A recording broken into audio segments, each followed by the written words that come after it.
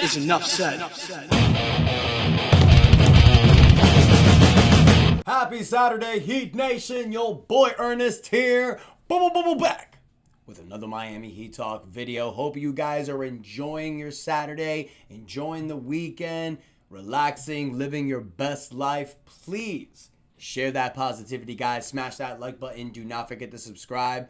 We're doing this every day, you guys, but just a reminder, we got 5 days left. My daughter Maya is going under the Toddler of the Year challenge. She's currently like second, third, hovering around the area. It's a huge cash prize. It's going to help me make some changes in the channel. I'll leave a link in the description. I'll pin it.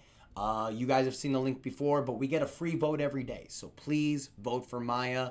Really goes a long way. Now that we got that out the way, you guys, please join me as we go on another Miami Heat Talk adventure. Actually, before we start talking about Miami Heat basketball, I posted a lot of shorts about it, you guys, but I do want to take a moment to wish my condolences to Terry Bollea's family, the Bollea family, a.k.a. Hulk Hogan. Man, that's a tough one for me, guys. A lot of us that grew up in the 80s and 90s, you know, that liked professional wrestling.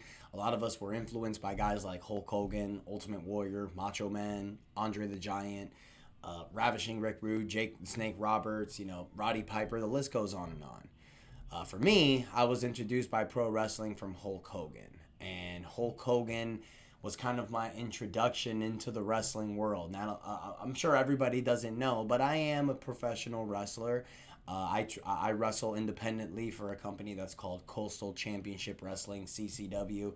And if it wasn't for watching Hulk Hogan, you guys, you know, watching him in Saturday night's main event, watching him body slam Andre the Giant, those classic matches against the Macho Man Randy Savage with the mega powers, I don't think I would be a wrestler. So, Hogan, man, I just want to take a moment to tell this story because, brother, I'm going to miss you.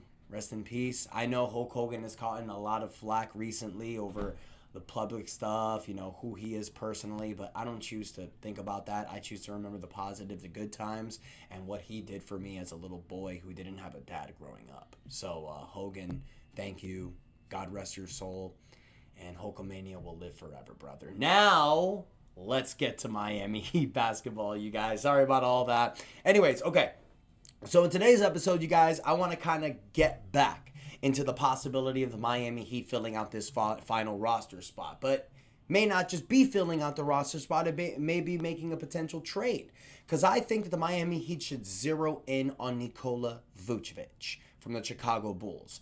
And, I know he's 35 years old. I know he's making $20 million, but he just came off an incredible season with the Bulls, playing 73 games, averaging 31 minutes a game, 18.5 points, 10 rebounds, 3.5 assists, shot 53% from the field, 40% from the three-point line, and 80% from the field.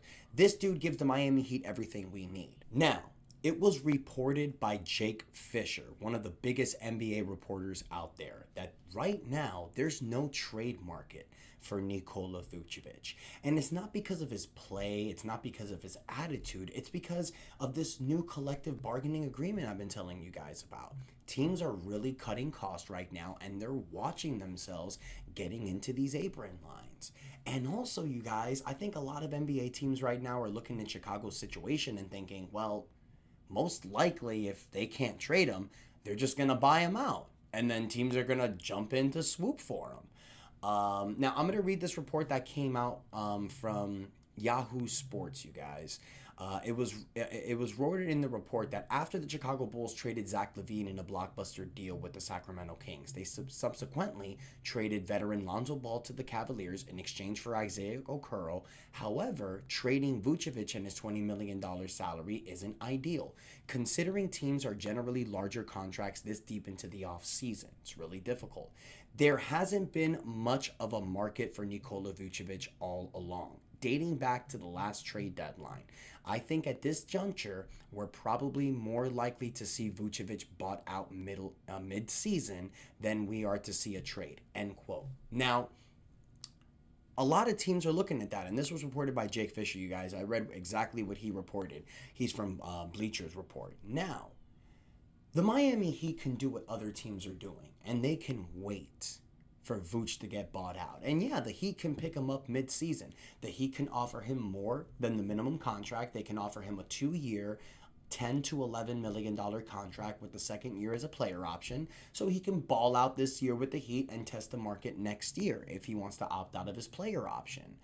But the Miami Heat can swoop in right now, make a deal for Vuce, and I think it'll be beneficial for Chicago.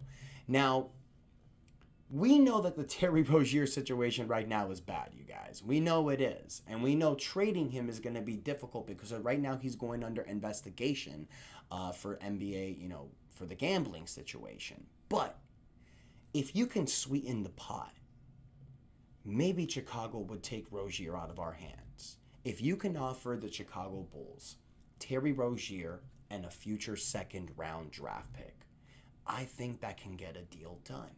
There's no market for Vuce. So all you're really sacrificing is a future second-round draft pick. And I know people are going to say that Chicago would never do that because why would they make a trade like that taking back $6 million more? Well, because you're getting draft capital in a future second-round draft pick that you can keep or attach in a future potential trade. And then when Rozier's situation clears up, it could be a positive for Chicago. It's a win-win. Either he's guilty of the charges and then he's just removed from the NBA and goes his $26 million contract off your books and you get a second-round draft pick for Vuce rather than just letting him go. Or he gets cleared of the charges and you can keep him or buy him out or trade him somewhere else. Expiring contracts hold a big deal in the NBA, especially with this new collective bargaining agreement. And a lot of teams look at draft picks as very valuable. So I think a future second-round draft pick would get that done. Now, there may be people that say, why don't you offer a first-round draft pick? That's where I say, hell no, because you gave up a first-round draft pick for this Mahone Terry Rozier. You're stuck with him. But maybe if you can incentivize it and send a future second-round draft pick, it could get done. But I'll be honest with you guys. I don't think Chicago's going to do that. As much as I would love for them to do that, I don't think they're going to do that. Because Miami tried that with Washington.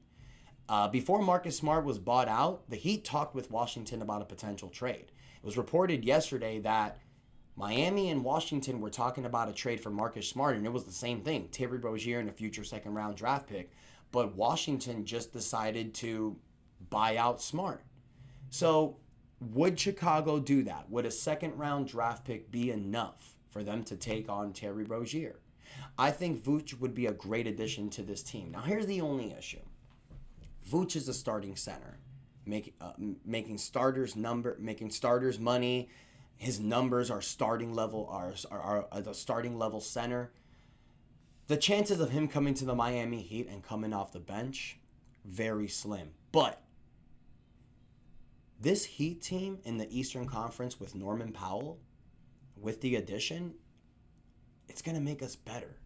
If you slide Vuce in this roster, now you're competing in the Eastern Conference for a top spot and competing at a run. You may laugh. You may think, no way. But a team of Bam Adebayo, Tyler Hero, Norman Powell, Davion Mitchell, Kel'el Ware, Andrew Wiggins, throw in Nikola Vučević with Jaime Jaquez, Nikola Jovic, Hayward Highsmith, and Kasparis Jonas. Scary lineup. Scary roster moving forward. So Heat Nation, let me know what you think. Do you think that he can score Vucevic on a trade? Or do you think they're going to have to wait until he gets bought out? Remember, the Heat have cap flexibility. They can offer Vuce more than the minimum contract if he gets bought out. So let's say if he gets bought out at about $15-16 million, if he negotiates that with Chicago, well, then you can come in and offer him a 2-year, $10 million contract to make up for that. So let me know what you guys think in the comments. Don't forget to like, share, and subscribe. Let me know your favorite Hulk Hogan moment in the comments. Let me know if you think Vuce will be a great fit. Appreciate you guys. Don't forget to vote Maya, my baby girl, for Toddler of the Year. And until next time, your boy Ernest out. And that is enough said.